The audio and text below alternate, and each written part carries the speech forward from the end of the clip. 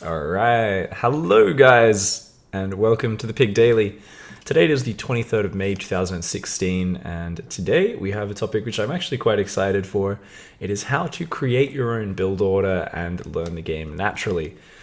And basically, what today's episode is all about is kind of opposite to what a lot of videos to do with games, a lot of guides out there are these days. And most of those are really about here's a build order, this does a zergling rush, or this does a cute blink timing, and you just follow this build order and you kind of do it, and then you win games of StarCraft. What we want to be looking at is something a little bit more natural, the learning process. Everyone's kind of looking for a cheat sheet these days, they're looking for a walkthrough. And the thing is, with a game like StarCraft especially, you lose a lot of the complexity and a lot of the natural understanding that comes in between from kind of figuring out these play styles on your own. So I think for anyone who spends a decent amount of time playing and wants to understand the game more, one of the not only most fulfilling things, because it kind of fulfills your creative desires, but just one of the best things for your understanding is creating your own build order. So today we're going to be looking at my own process. I've been playing Protoss for a few weeks, learning a build from scratch, making it up at the start through to about, probably 25 games of PvT later, where it's reasonably refined. Still nowhere near pro level, of course, but it's kind of looking at all the small changes we make as we go on. So let's dive on into game and let's take a look. All right. Let's make sure that music and sound's turned on. It is awesome. So there's a few different things in terms of that we wanted to be talking about. And I wanted to be talking about the idea of also having more fun while you're playing rather than being focused on winning. A lot of people say this sort of thing all the time. Can you guys hear anything? I can't hear anything right now. 1 second.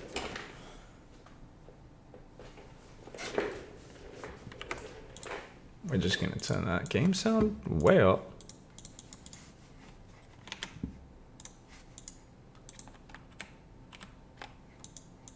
That's really odd. There's no sound coming out of my computer right now. So let me fix this up, guys, because I don't want it to be all quiet and stuff. No,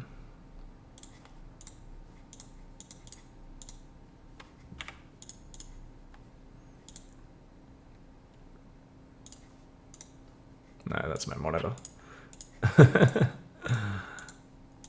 All right, we'll have to do this game without sound. That's fine. We're going to be looking at 3 replays today anyway, guys. So basically, the first thing I wanted to be talking about is not giving a crap about the meta.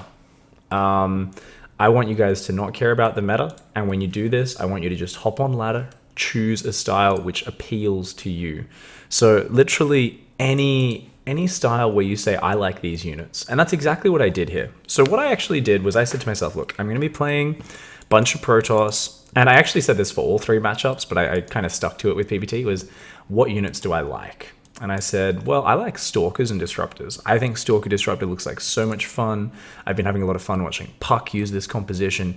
I'm like, let's do it. That sounds like such an amazing composition. I really want to have a lot of fun using it, so let's just do it.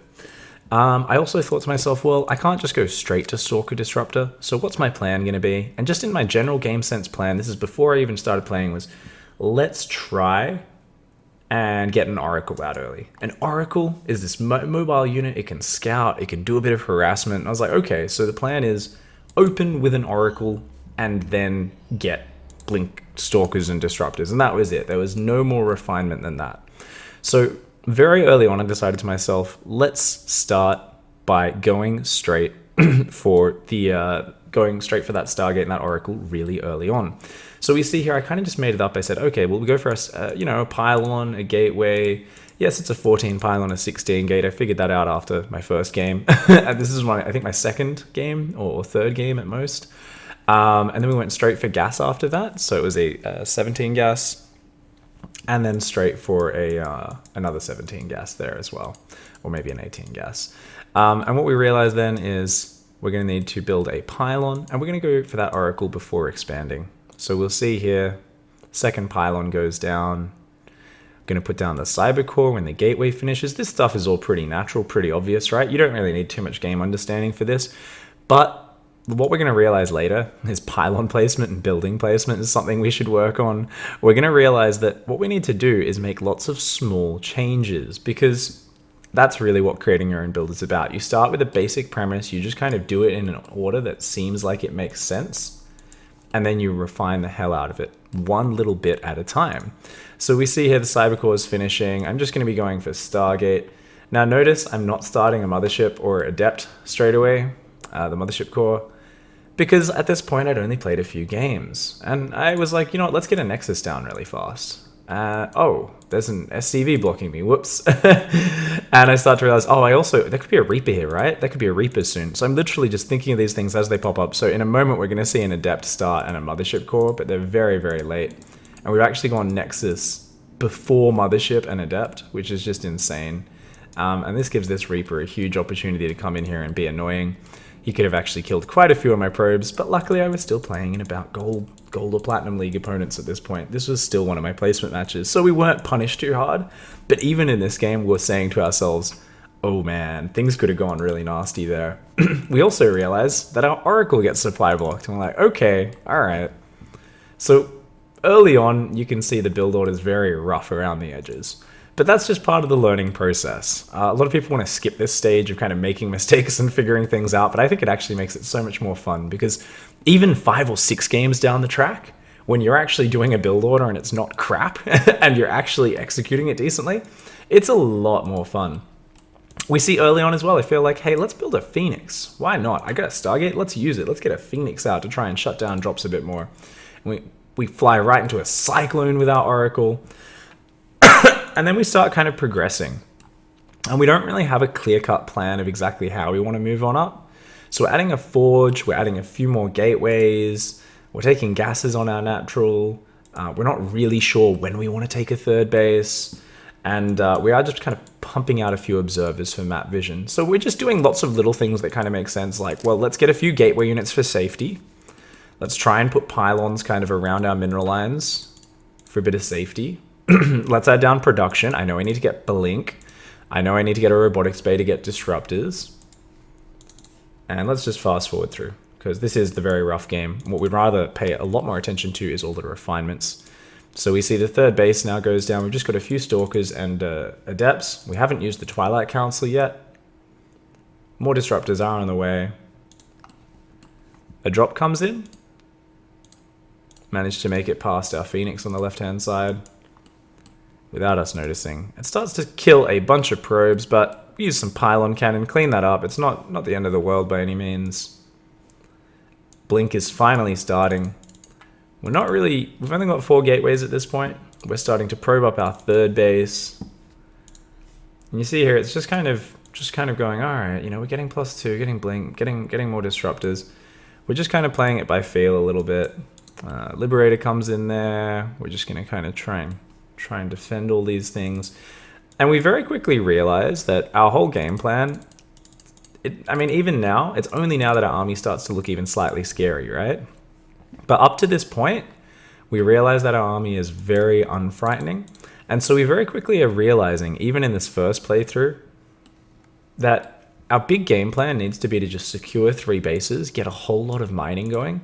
And only once that's all going, we need to get about at least 20 stalkers and about 4 disruptors, and that's when our army starts to be powerful. We can start pushing and really kind of being annoying with it, and just kind of moving around that map. So we see here at this point, we realize, you know what, I think now's a good time to push up. And you'll see the control is very basic in these engagements. So let's take a look at this first fight. Throwing out 2 disruptor shots at once, which is never really necessary. Our disruptors also walking in the front to their death. A little bit sloppy there as well.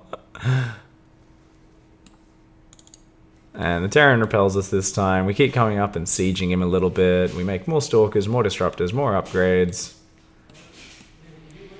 And we do eventually, after getting some nice disruptor hits on our, I believe, platinum level opponent, we're going to be able to close that game out pretty easily.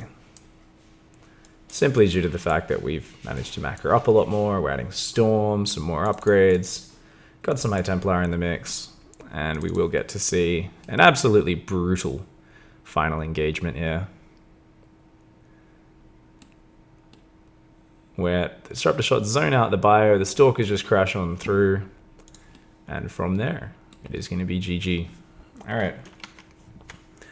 So, unfortunately, guys, you are going to have to bear with me. Every single replay has been invalidated, so there's going to be about a minute or two downtime between the replays. We're going to move now on to the next replay. There we saw a replay where we won. We made so many errors. We started to touch on a few of those errors. And the thing is, you're not always going to pick up on these inefficiencies, these mistakes when you're first learning a build. But that's what ladder's for. What you want to think of it. And this is a great way to get in that whole learning mindset rather than just, I want ladder points, I want to win every game. It's this idea of your opponents are your checks. They're the people that come in. They're the checks that come in on your gameplay and say, dude, you are being so greedy against a very quick Widowmine drop. You are being so greedy against a very quick Overlord drop. All these sorts of little things that they can throw at you, those are what help you think about your build because they challenge you. And that's what creating a build is. You want to think of it like, it's like you're creating a new theory, a new idea, and there's a bunch of other douchebag intellects who are just constantly harassing you and saying you're wrong. That's what ladder is. Ladder is the other people who are challenging your ideas, and it's up to you to not only defend your ideas and basically just find ways to do the same thing, but just execute it a little bit better and say, look, there's nothing fundamentally wrong with what I'm doing. I just need to change this small thing. You know, I just need to improve my micro with these units. If I just hotkey that a bit differently, practice this micro, I can do it the exact same way and still beat you. But then once in a while, you are challenged so much where you're like, well, actually, I really am vulnerable to this. And it's up to you as a player to start identifying, okay, what is the smallest possible change that we can make to our build or our whole style that can actually make us solid and strong against that? So I think it's really nice to kind of think of ladder in that way, just as this, this thing which forces us to address these issues ourselves, forces us to think about them constantly, and and the thing is, I want to also talk about even my very first games on this account. The moment, because I was streaming it all. Excuse me. Let's have some tea. My throat's been absolutely horrible this weekend, and the most the most common thing people were saying was disruptors are bad. You can't use disruptors. Especially whenever I lost a game, all the chat would be like, stop using blink-disruptor. It's not good. Bio can just spread. And that's kind of the attitude which today's session is all about addressing as well, is just because right now the best players in the world are playing a certain way, it does not mean you need to play a certain way. And that's something I was telling people was, look, I don't care what is technically the best. I also don't believe it's technically the best just because people are doing it at the top right now. We have seen the meta shift so much completely separately to balance just through players understanding so many times before. So, I mean, look at it in ZVP. Everyone's like, well, Lurkers is the only way to play against Protoss. A few weeks later, Dark's dropping Banelings on them, going Mass Lingbane into Broodlord, which he even was using yesterday in the cross finals to great effect. So it's one of those things where a lot of people always say, oh, you just need to do this. And sometimes they're trying to be helpful. But what you've got to remember is stick to the core of your build. Say, no, I like this unit. It's fun. I want to find a way to make it work. So if you lose a game, never try to look for a great big kind of compositional change to your entire setup. Try to look for a small way you can improve execution. Look for a small way you can improve this or that, you know, something on the periphery, nothing huge at the core of the build. Otherwise, you're just giving up and you're not making the small changes, which StarCraft is all about. So what we want to be all about is logical changes, guys. Now, my sound's still screwed up, so I'm just going to fix that up very quickly. Let me just check what's going on with my sound. Is my music working?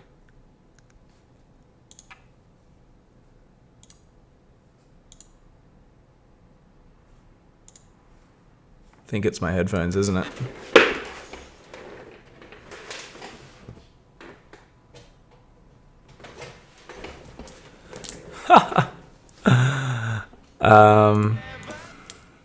Let's see.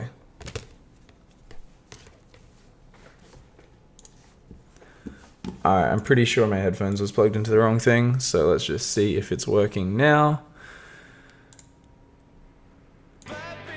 There we go.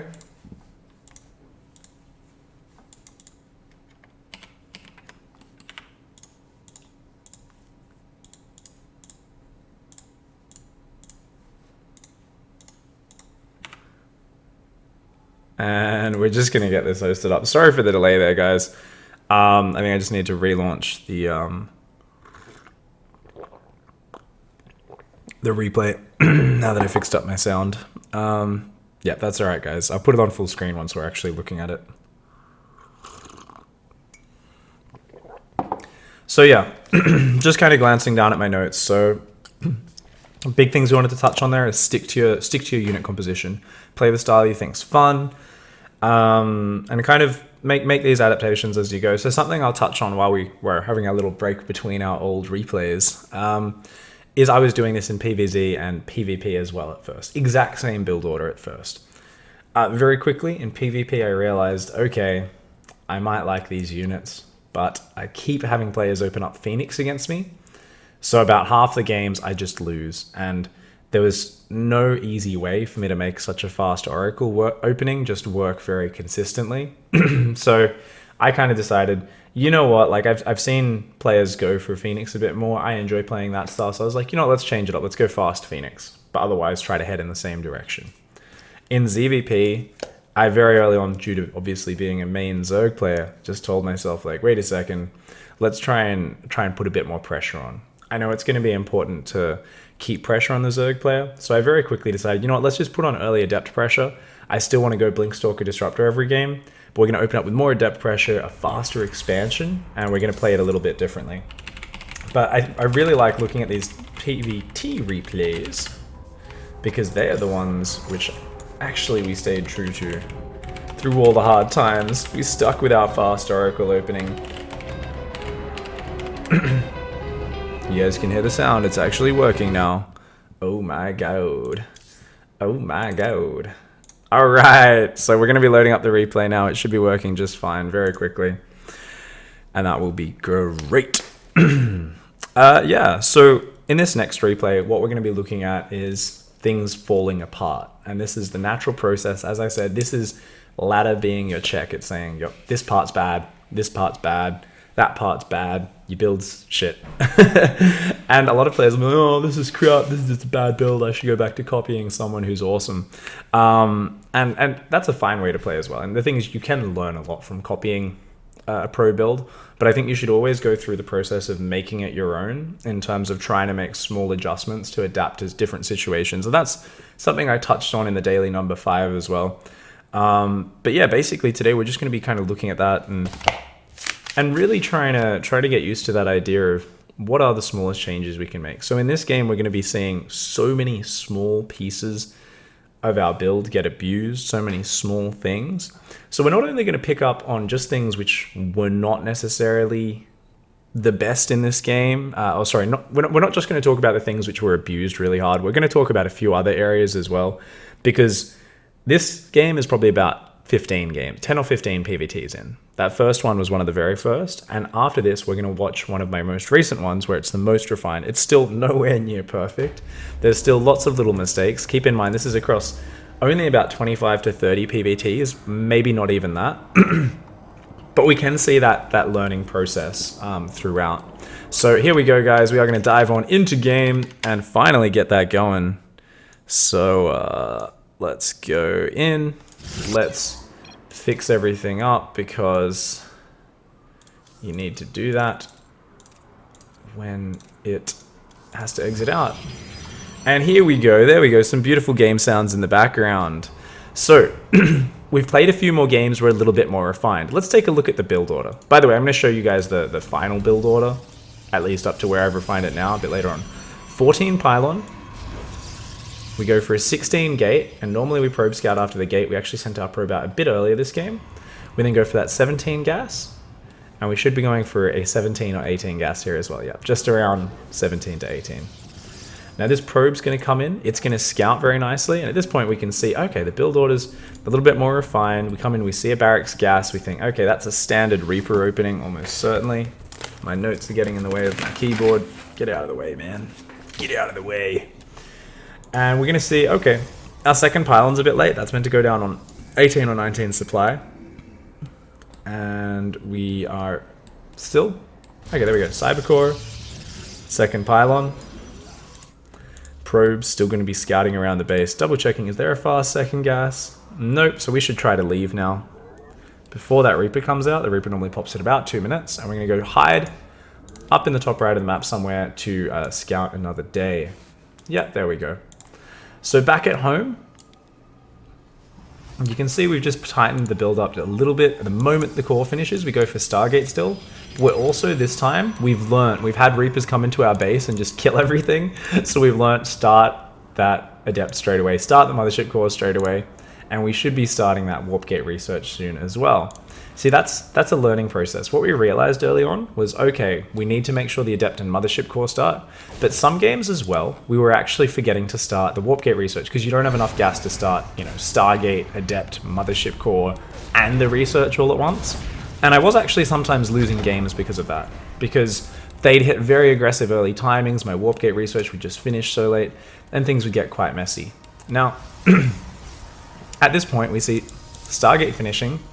Because we were distracted a little bit by the Oracle, can't start, by the Reaper, we can't start the Oracle straight away. Once again, same as that first game, still getting supply blocked here. So one of the biggest things is this pylon going down on 28 or 29 supply, and it always goes down at the third base, because we always go for the nexus right around the time the Oracle's starting. So something we're going to have realized as time goes on is, okay, we always go and build that third pylon right on time there. Not only does it scout whether or not there's this engineering bay block ahead of time, so we can get our units down there to clear it, but it also makes sure our Oracle's out right on time. So we now start our Robo. You can see that the Robo timing here, quite early. Early on, I decided, in my early games, I'd be like grabbing my gateways really fast, and I think this game, I think I do as well. Let's see. But I realized vision was the most important thing, seeing what my opponent was up to. And because my Oracle can't necessarily see everything, I thought getting a few observers, seeing where drops are coming from, that sort of thing would be really helpful. So let's fast forward the build a little bit, and let's get to the points where we start actually getting punished for things. So the Oracle's going to come in, gets completely rejected. Cyclone is so popular. Probe comes in, sees no natural down yet, sees he's got some units on the high ground. And we go for a warp prism. Alright, so we're just kind of making stuff up as we go here. Like such a fast robotics bay, and then going for Forge and Twilight off one gate. So this is the get all the techs off the single gateway way of playing, something I wouldn't recommend to players. It's really funny watching this now, actually, because and then we're gonna get a third nexus as well, but we're gonna start building pylons there. And it's just kind of funny because what we're gonna see this game is we're not building up our gateway count at the right time. We're getting these structures, but we're not even getting the upgrades straight away because we're not really sure exactly what we're gonna be doing. And we're starting disruptor production so early, but what you'll find, and what I find this game, is disruptor production doesn't help that much so fast. You really need a lot of gateway units before it's useful. Sure, our warp prism ran around, started picking off some units. It was mostly rejected by the double cyclone. We're getting warp prism speed as well. We're building probes. We're experimenting and having fun. I think that's what's important to note here is, like, yeah, disruptor pressure looks a lot of fun in the prism. Let's go do that. We see some cyclones. We say, all right, let's not overcommit. Let's just make units. But soon enough, we're going to start getting pressured. And let's take a look at our infrastructure. We have 3 gateways. Our blink's not done. Our +1's not done. We're only just adding more gateways now. And drops are going to start being annoying. Our mothership core, you know, pushing that drop out for the moment. But we don't really have that mobility with our army. We don't have a lot of unit production just yet. So this is still a very scary moment. And we're going to start to see this Terran toying with us a little bit. Pushing here, pushing there. And most importantly, us not being confident in our position. So we see here a drop coming in the back. A Widowmine kills a bunch of probes. His army comes in the front. And whilst we've got disruptor shots, he's actually dodging them very well. We still don't have blink. He's coming in. He's starting to pick off units. He's killing disruptors. We've only got 1 disruptor shot on cooldown. We accidentally fire a disruptor shot from the back. We're panicking. We're freaking out.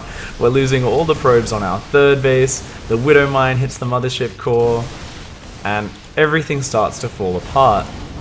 So in this game, we quickly realized, you know what, this pressure wasn't that big. But realistically, are disruptor shots what we need early on? A disruptor shot's really going to help you when you've got, say, 10 or 15 units skirmishing with 10 or other 15 units. Not really. It's so easy in these small engagements for the disruptor shots to be dodged, and you simply don't have enough supporting damage in order to make it a real pain in the butt for your opponent to dodge. So this is one of the games where I kind of realized that. That being said, I was still okay. I definitely could have survived from here. But we're going to see, I don't really understand, when can I push out from here? Where's my game plan for kind of regaining control of the game? Like, what do I do? And since then, I've realized that getting those stalkers and disruptors, and once you get up to a good count, remember we were talking about 4 disruptors, about 20 blink stalkers, that's when your army's nice and scary. This game, I hadn't put that together yet. So I was just kind of like, oh, okay, like, I don't know if I can go out and fight. He did a whole bunch of damage to me, and I was very unsure with how exactly I wanted to use this composition. And as a result, I think we're going to see me try and skip to end game a bit too early. So let me see. We're building a Phoenix to dislodge this drop. We're kind of just chilling here. And we're kind of going, oh, let's just grab a fast fourth. And that's a decent decision. You've got to remember the main base is already half mined out. So even though we're only at 60 probes, we're actually, we don't have enough mining patches right now. But here's where we start to go like, oh, I guess we just keep turtling. And we went for 2 more Stargates and a fleet beacon. Which is us saying, oh, you know what, I think I just got to defend all game. Something else, another reason why I stopped doing such a fast late game transition, is I don't think it's very fun. I started saying to myself, you know what, I don't really enjoy just sitting back and defending all game. I already have to kind of turtle up to 3 base with this style, but I want to get back on the map, man. I don't want to just be getting bullied around the entire game. Like, that's not fun StarCraft to me. Like, I don't find that entertaining at all. So I very quickly realized, like, okay, I know what we've got to do. Instead, we're gonna start getting out on the map with that Stalker Disruptor, really pressuring our opponent and getting on top of everything.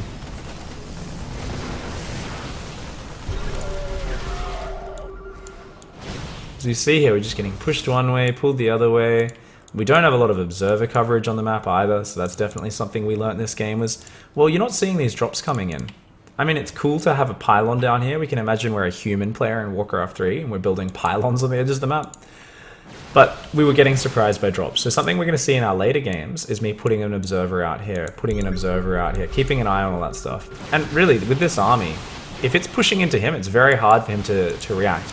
But if he gets to come and set up a position here, it's actually hard for me to get down there now because I've let him take a forward location.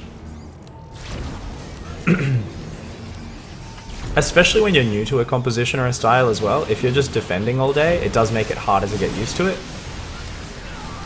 So that's definitely something to pay attention to. You'd really be preferring to attack. And if we just had more Stalker Disruptor, like, a lot of people say, well, you can't beat this, you know, he's got too many Liberators now, but realistically, Stalkers and Disruptors are all you need to beat this army. Only when he gets, like, masses of range Liberators is this army too difficult for us to defeat. My Disruptor micro is bloody atrocious at this point as well. If I played this fight right now, I would have actually easily crushed it, I think. But that's something we realized as well this game. We're like, okay, Disruptors need a separate hotkey, 100%. And then we just get bullied around this game for the rest of it. So at the end of a game like this, where you're just getting pulled around, you're getting dropped, you're constantly defending, it's very easy to lose your focus on where you're at in a game. So what I want you guys all to be thinking is, if you are creating your own builds, your own style, you're playing a new style, you're experimenting, whatever the case may be, you always want to try and stay calm at the end of the game and think about what went on. So while we watch the next few minutes of this game in terms of me just getting shreked, let's have a think about it in terms of what did I actually think at the end of the game. I basically said, look, I felt pushed back. I felt stressed out. I felt like I was responding. I felt like I didn't have any momentum. Rather than thinking about the specific unit versus unit interactions, I just try to identify the feeling at the end of a game like this, where this is like what I still haven't moved to the center of the map with my entire army once this entire game, and I just felt kind of impotent. I felt like I couldn't do a lot. So I try to always put like what went wrong in a game into a feeling first of all, in terms of like, okay, I didn't feel like I was in control of the game. I feel like I was on the back foot, I was responding to him, yada yada yada. And that gives me a good idea of, you know, how do I want to progress from here? Because it gives me a good idea of what I want to do, what I want to be focusing on, and all that sort of stuff. So after this game, I begin to realize, rather than looking at, say, what goes wrong in this particular engagement, I think let's stop it ever getting to this engagement with these Tempests out. If we go Tempest, sure, that's fine. But I quickly realize I only want to go Tempest if my opponent's like super turtly, not being aggressive, and just trying to mass up like range liberators. In which case, well, yeah, Tempests are great because they can just kill them from far away, right? But if they're not playing like that, I really don't want to do it because I find it slows the game down and I lose control of the game very quickly. So we see here, we just kind of start getting picked apart.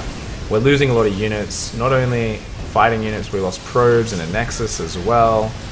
We lose all our disruptors, almost all of our stalkers, and even though our Tempests are killing his whole army, he's just expanding across the map. And he's going to keep dropping our bases and pulling them apart. So that game's going to get out of control. Not too much more for us to see there. And let's hop in towards our last game. So thanks for hanging out and you guys in chat. By the way, anyone who has questions, now is a great time to shout them out. We are going to be giving away an Abathur code at the end of the session in about 10 minutes or so. So that's going to be cool as well. We'll just use a random number generator for that. I'll tell you guys the details when we get there. But for now, shout out any questions in chat using the @x5_pig tag so that it highlights it for me. And once I finish looking at this next replay, we're going to go through as many questions as we can and try to answer those. So even if you've already asked the question, feel free to type it again. And that way I'll have all of those ready once we get to the very end of the show. All right, so while we get the next replay ready, let us think on what we will be looking for. So that last game we already talked about how in that game we were getting punished for certain things. Remember, even small things very early. It was the combination of mistakes at the start of the game. Number one, we got pylon blocked, supply blocked, right when we should have been building our Oracle. It was partly because we were distracted by the Reaper. So we've said to ourselves after that game, 100% of the time, we're always building that pylon. And you know what? We also got engineering bay blocked, and that was a pain in the ass. So I said, how can I kill two birds with one stone? Well, I've already got two pylons in the main base, kind of defending there, because you want, your defensive setup. Let's put this pylon at the natural to help secure that. And at the same time, I'll see, is there an SCV there? Are they planning to block? Are they going to be an annoying pain in the ass? And that will allow me to adapt to both things. So logging back in. Yeah. No cheating this time. There's never been any cheating in the draw, mate. Never. I would never do such a thing. Alright, last replay should be ready in about a minute, 30 seconds maybe. So the first little change we made, but I'd actually made a massive change in my play, was that we had a whole bunch of other games in between that replay and the one we're about to see. Another one was playing against actually Cuddle Bear, GM Terran player from America. And he basically said to me, he pointed something out. He said, you've got to have a bit better pylon coverage. So bits of advice can also fit into you adjusting your build. I already knew that my pylon positioning wasn't the best, and I was like, I should probably watch some pro games because it's so complex thinking about exactly where you want your pylons to be to have them defending all your mineral lines, all your bases. And I was like, I'm not really sure what the best one is. And he was like, yeah, you just normally want to put it in a triangle around your base. And that's something we kind of thought about. Like, what? Yeah, for the most part, that's really smart. And you'll notice how in those early games, we had those pylons and gateway just kind of sitting in the middle of our base. It wasn't really protecting our mineral line. It wasn't kind of protecting the edge of the cliff where they could drop in. Those pylons were useless. So what we're going to find in this next game is we're going to have better pylon positioning. We're going to have not getting our Oracle supply blocked. Our whole opening is going to be a little bit crisper. We're going to always check for that nexus and so on. And all of those things coming together is going to be like, hey, you know what? Our build's actually decent. So we've just made so many small little changes. One of the biggest ones, which we're going to point out as well, let's dive on into game, is just the order in which we do our build. Now, in this final game, we finally refined it. So let's take a very quick look. I'll show you guys one more time. Let's go to a dark area of the map and let's show the build order. Now, is this perfect? Is this me saying it's the best build order ever? No, but it doesn't matter. It's because it's the build order I learned. I figured it out bit by bit. So I understand where it's, why I'm doing all the things. And I know exactly, oh, well, I do this for this reason. For instance, I know that I don't just get a third nexus straight away, because I feel like I need to get down the Oracle plus the Robo and observers to make sure I have 100% vision, so I'm never surprised by any drops. I also like to have blink ready by the time drops come. I evolved it to say, look, I'm always going to focus on my stalkers a bit more. So if I play a player who's opened up 3 CCs incredibly early, can't attack me, I can take away that that third nexus from being so late in the build. I can say, look, let's squeeze that in earlier. I can drop the third nexus and then go Robo and Twilight for that blink and observer stuff. I can make these adjustments because I created this build order myself. So let's... God damn it. Fucking replay settings. Always, every single time it gets me, it's just like, music is really loud. There we go. So let's take a look through the build. We've refined it in so many different ways. So first things first, we're talking about pylon placement. Notice the pylon now is always either there or there. This way, it covers this side of the mineral line. Later on, we'll have a pylon down here and a pylon here. So basically, that triangle we were talking about. And this made me so much more efficient with my early pylons. I don't need to go for all 3 pylons straight away either. Maybe I just go for 2, and then I start building the ones at my natural, and then I can add the 3rd one later. We go for the gateway immediately for the scout, so 16 gate, scout, we go for the 16 gas here. I think that's normally meant to be a 17 gas, actually. Either way, it's written down in the build, we'll show it again. And then we go for the next gas as well. And the thing is, you don't need to necessarily remember this build, your builds in terms of, oh, this happens on 17 supply, this happens on 27 supply. Sometimes you just say, okay, the moment my pylon finishes, I go for my gateway. The moment my gate's down, I go straight for my gas, and then straight for my second gas. And you just have a general rule. And the underlying rule is, well, for instance, this is a macro build, right? This really is a macro build. We're going straight to 3 base and only then getting aggressive. So what we tell ourselves is, as long as we don't interrupt probe production, we can just do things in order. When the gateway finishes, go for the cyber core. When the cyber core finishes, go for the Stargate. These sort of just very natural ways of remembering things are completely fine. You don't need to remember a set exact list, but as you go on, you do want to refine it. You want to try and say, look, as soon as I take this, I always go for this. And I didn't start out with a build order. I was just doing it that way, but as time progressed, you always find the value in doing things in a very set way every single game, because what that gives you is consistency.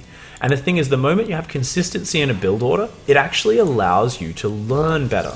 Because say you encounter a certain rush, say I encounter a player who just builds 4 barracks on 1 base and just makes stim and just runs Marine Marauder at me.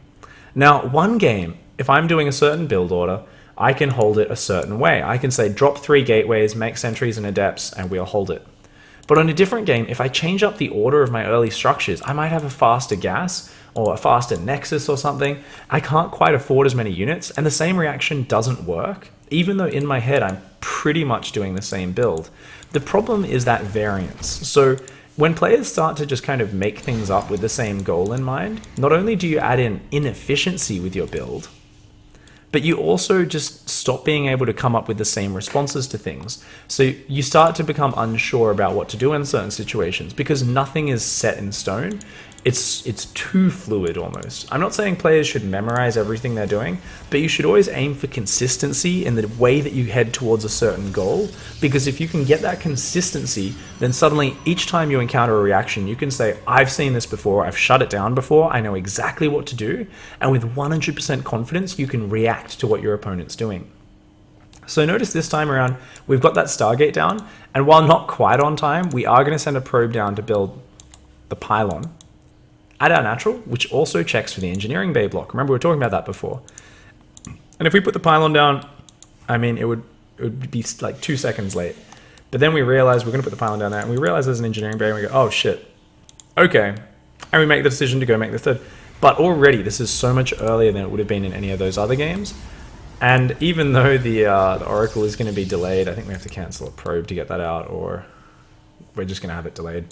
That's because we were just a little bit slow sending the probe. But already we see, okay, we're on top of that. We're going to get the Nexus down. The Oracle will be starting very soon. The build is already looking much more refined at this point.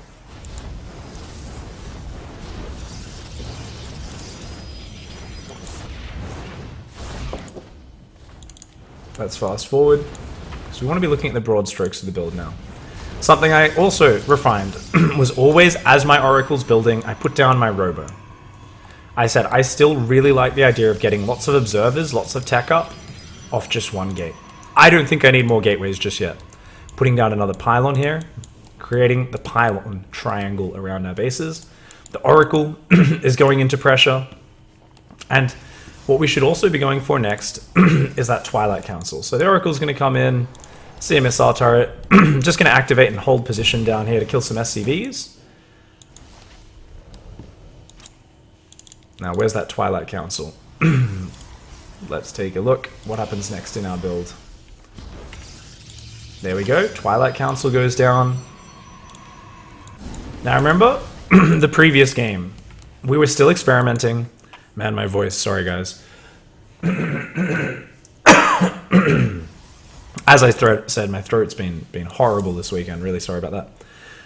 And we're actually going to be going for a really fast third nexus. Now, this is still something which is actually an adaptation on this map. This is me getting a little bit more advanced and ahead of myself. But normally what I've decided is, look, it's all about just defending with blink stalkers in the mothership core early on. And then later on we add those disruptors. We don't need to start building disruptors early because they're not important until we get up that good ball of blink stalkers. So all it's about is defending 3 bases, fast third nexus, with a bunch of stalkers, with the mothership core, having observers so we spot all the drops coming, and seeing exactly what's going on. And this is exactly what's going to happen. Unfortunately, nice Widowmine drop coming in there, a little bit slow to respond. We also started to do small micro things and stuff. I mean, obviously, most players would know this who'd already played Protoss. But for instance, if you were playing aggressive normally, you're not on the defensive, maybe you're a cheesy player, you might forget little things like always have an observer following your mothership core, and that makes your base defense so much easier. Notice we're chrono boosting blink now. And what we're going to do next is, as our minerals builds up, we need to add more gateways. So we've added 2 more gateways. We're going to need to add more of those. And then we can add forge and robos and all that sort of stuff. Because notice for the moment, we're probing up the 3 base. As our natural hits saturation, we grab gases. We keep probing up our third. And as the money comes in, we say, without ever interrupting probe production, add gateways. Then add forge. Start getting those upgrades. Add double robo. So the second robo plus the robotics bay. Let's take a look. Fast forward through the build. Our Oracle's just going around tagging his units. We're getting plenty of gateways up. Going to be warping in lots and lots of blink stalkers to make sure we're safe against drops. Remember, we kept getting caught out by those drops in the previous games. And there we go. Robo plus robotics bay. We don't have the forge this game. We're still quite inefficient with it. But check this out. Okay, we've made the small adjustment. We've got observer patrolling there, an observer there. And our Oracle, rather than focusing on harassment, is just coming in to tag his army every now and then with revelation. We just don't want to be surprised by the drops, and we feel like we'll be completely fine then. Something else we realized after this game is you always want a pylon next to each nexus as well. Early on, this pylon, before these gateways were finished, couldn't do fast warp-ins at it. That pylon should have been there, which would have allowed us to do that. Coming in and tagging once again. And remember, what have we done this game? We've managed to achieve our goals. There hasn't been as much pressure, so it's been a much cleaner situation, but we were so much better prepared to deal with it. We've got our nice ball of stalkers up, we've got the mothership core, we've got observers watching all the different paths, and only now are we going into, okay, let's add adept attack speed so we can morph in adepts to help buffer. Let's build these disruptors, queuing them up, 4 queued up at a time. We've seen the double drop coming in now, so as well, we can do things like just have our whole army moving down here, totally in position for any drops coming our way, and we're not going to take any damage at all. So we've just made a series of small adjustments to achieve our goals. Now, remember the other thing we said, so far we've been very defensive this game, but we said we hate sitting back. We felt like we were getting battered around and bashed in that previous game. So what's the difference? Remember I was saying before, when you get about 4 disruptors is usually the key point. That makes everything a lot easier. Now, this was really sloppy, not having our units split between our bases. We are letting a drop in there while we're distracted. Notice we're building a Void Ray to deal with the Liberator. Going to be a little bit slow to deal with this. We do end up losing our Nexus, but we kill both drops for it. We're still building those disruptors. So even though we're still making mistakes, we're still really sloppy with our play. This is still only about, like I said, about 25 PBTs deep. our build is already so much more solid because we're starting to just close up all these gaps. Now we're adding our 4th nexus, and this is where we say to ourselves, you know what, he's just been so defensive. We kept tagging his army, and we saw that he was building liberators already from quite early on. And we saw there that he had liberator range when he came with that drop. So the moment we saw that he already had that, we knew that we weren't going to be getting attacked very much. And even though we do want to go get aggressive with our stalker disruptor quite soon, we're saying, well, let's prepare for the next step. If he's already making liberator range, he's probably playing very campy, very defensive. And only now, because we've seen what's going on, and we actually have a good reason, that's why we're going for 3 Stargate Tempest and adding Storm. We're also adding our double Forge for upgrades. But this time it was actually a reaction. It's not in that previous game where we just go, oh, let's just build Tempests because, question mark, even while our opponent's attacking and pushing at us. If he was just more active on this map, we would just be warping in Stalkers and Disruptors right now, nothing else, and we'd be out there on the map just fighting him. At this point, he pushes across, we see the Oracle, so immediately we're going to start saying to ourselves, like, oh, okay, cool. Let's go out there, let's start fighting. We've got an arc on here, let's blink that Stalker forward for a bit of vision. And we see here like, oh, okay, this is exactly what I want. Blink the Stalkers forward, just focus down those Liberators, Disruptor shots to zone out the bio. And we see all the Liberators go down so quickly. Oh, brutal Disruptor shots. And the thing is, as soon as those Disruptor shots are mostly on cooldown, we pull back. We're warping in more Stalkers. And behind this, we've got that economic transition. And this is one of these games where you're just so far ahead, you're just so in control.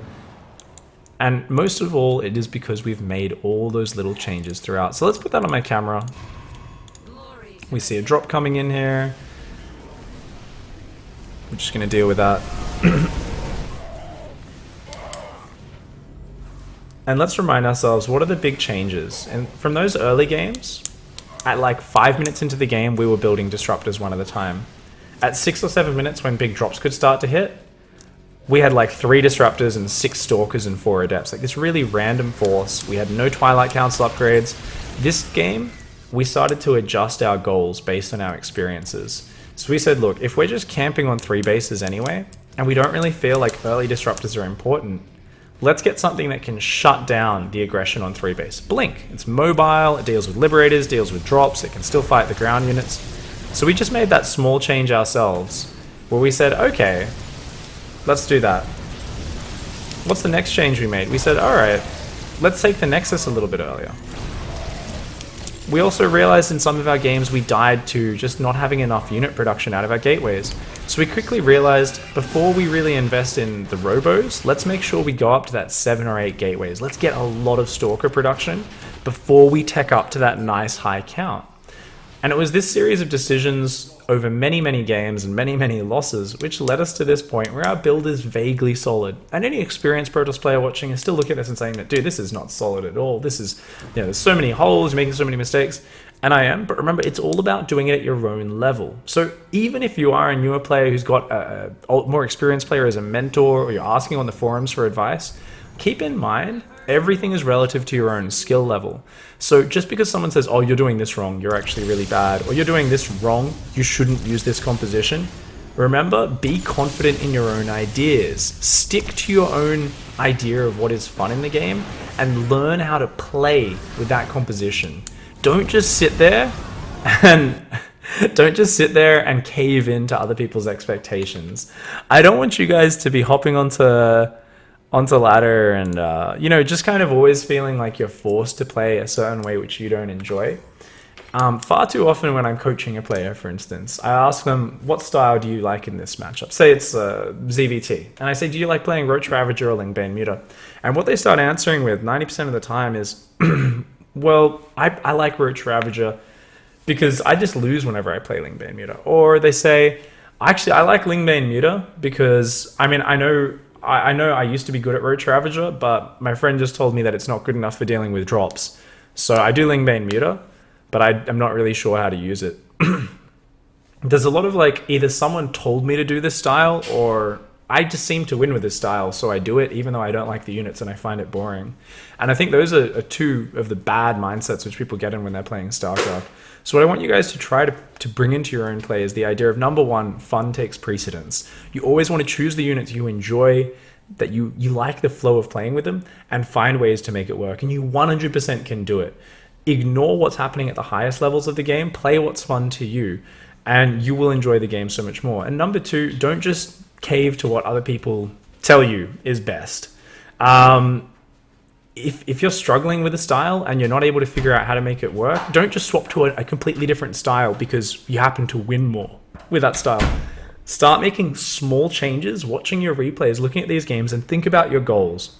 So it can be as simple as what we've done today, where we start out with a very basic premise. I want to build blink stalkers and disruptors. I want to open up with an Oracle because these are just generally units I find fun, I find enjoyable. I want to use those. And then we steadily evolve it little bit by little bit over the course of many games. And it can be something very small. I got Engineering Bay blocked. How can I be a little bit stronger against that in the future? Notice I didn't say, I need to Chrono Boost a Zealot out really early at the start of every game to be ready to kill the Engineering Bay block. I was like, no, I just need to see it pretty soon to make sure I know it's there. Just very chilled, small reactions, not trying to change your entire core build for the potential of something that could come your way. I just say, yeah, that's cool. They put money into it. It delays my Nexus a little bit. That's fine. Fair's fair. We both lose a little bit. That's it. I don't care. Okay. Small changes like that are really what make the big difference. So a lot of players I see just kind of say, well, I dealt with this problem in the game or this issue, you know, these units got me, or this Reaper harassment comes in too fast. I just say, just build your adept slightly faster. You know, always do the smallest possible response to a situation, and as you learn the game naturally and you just make logical, gradual steps to change your focus, then you're going to solve the problem. Now, it's not always something where you have the game knowledge yourself to do something as quickly, where, you know, I've played thousands of games of StarCraft, I've commentated many games. I could look at the games today and I could say, you know what, Stalkers, Disruptors, it's good, but having 3 Disruptors and 6 Stalkers and a few adepts, it's not really working out for me. But rather than moving away from Stalker Disruptor, I said, I'm building my Disruptors too early. I need to just secure my economy with Blink Stalkers, because in the small battles, just Stalkers and Adepts are all I need. Once it gets to big mid-game battles, that's when the Disruptors are useful. So try to be critical and make those decisions within the framework of what you want to do.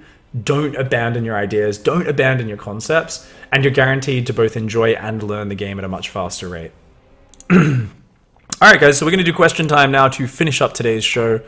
So Glingo says, Pig, you're using Chrono on your Stargate for a long time without producing anything from it.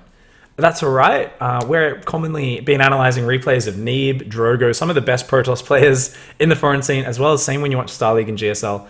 Chrono Boost is not that important anymore. It only gives a small boost, and you'll see all of those top players in the world screwing up all the time with where their Chrono Boost is allocated. All the time. Yes, it's a mistake. Definitely not the most important thing I'm stressing about right now, though. So it's one of those things where if the best players in the world are doing it, I am more than okay with doing that. Dayway says, should you not also look at your macro? It feels like you don't actually know how many bases you need or how much income you need for your structures. Yes, you should look at how many things you need. That's something actually I was thinking of mentioning. I forgot to mention. So 8 gateways should normally be plenty, right? But what I quickly realized is, even though I know that like 8 gateways on 3 base, because I'm building a lot of Robo units and other tech units, should be able to spend all my money, I quickly realized, well, my macro is far from perfect. So I quickly changed that number to 10, 11, sometimes even 12 gateways in my games. And that is why I changed that. However, just because my money was floating high there, that's also decision making in those games. Notice I said, well, he's going range liberators. If he's really good at turtling, I don't want to be maxed out on Stalkers, which is why I said, okay, let's build the tech transition. Let's add the Stargates. And if he comes out on the map, which he did, that's when we started warping in more Stalkers. But it was a much more reactive change. It wasn't something we just said, we're just going to do this every single time. All right, so it doesn't look like there's any questions to do with the actual topic today, which is kind of sad. Everyone's just like, you could have done that better. Oh, that was all right. This is what happens. This is my fault for doing Protoss episodes, isn't it? This was not a Protoss episode. We were looking at a Protoss example, but really what I'm talking about here is something you can apply in all of your games, all your matchups. So I definitely really enjoyed today's topic. We are going to do the Abathur giveaway, but we'll be doing that after the video concludes. Apologies for my throat today, guys. Excuse me, as well as the sound issues I had before. I had my headphones plugged into the wrong port, like the genius that I am. But I do appreciate you all hanging out today. Even though I really enjoyed today's topic, it could have done with a little bit more planning. So we're going to do a lot more planning for the next few. I just got very busy on the weekend, and actually I've been wanting to give little personal updates on my own life at the start of the stream, so it can be a little bit more of a personal sharing experience and all that, but I forgot to do it today. So the reason why today's episode wasn't planned all that well and didn't have as much preset kind of material, and I had to kind of think of the things as I went, even though I'd watched the replays many times and knew what I was talking about, the topics weren't as well planned. And that's because yesterday we actually almost qualified for IEM Shanghai, which was a big surprise because we're spending all our time recently doing the daily, off-racing Protoss and Terran. But we're actually only a few games away from qualifying for playing that, which was really exciting. We had a surprise run there.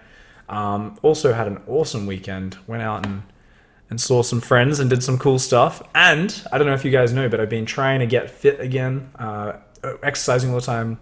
And I actually weighed myself yesterday. And in the last week, the previous 5 weeks, which is when I started it. So I started it 6 weeks ago. The previous 5 weeks, I lost like 1.3 kilograms because I wasn't really, that steady with it. And then I got annoyed last weekend when I weighed myself, because I weigh myself every Sunday, and I was like, screw this, man.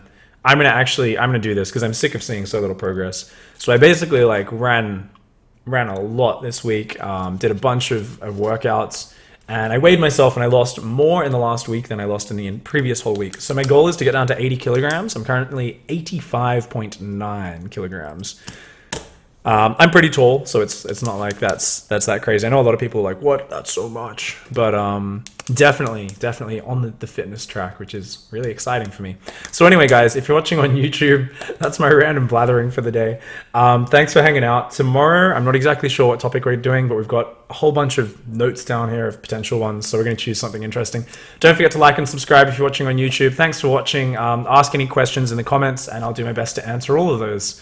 Thanks, guys. Have a good one. Goodbye.